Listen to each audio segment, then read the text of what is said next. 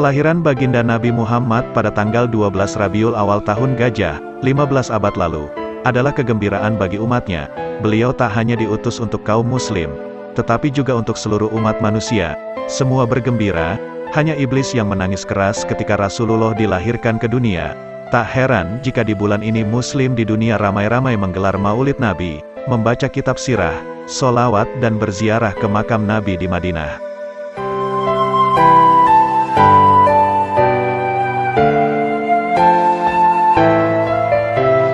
Kelahiran Rasulullah disebut juga dengan Maulid atau Maulud. Orang yang pertama kali merayakan Maulid adalah baginda Rasulullah sendiri.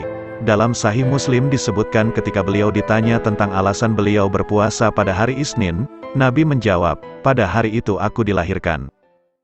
Oleh karena itu, hidupkanlah sunnah beliau, perbanyaklah sholawat kepada beliau, karena Allah dan para malaikat juga bersolawat kepada baginda Nabi. Ya Allah, limpahkanlah sholawat kepada junjungan kami Nabi Muhammad dan semoga keselamatan tercurah kepada segenap keluarga dan para sahabatnya.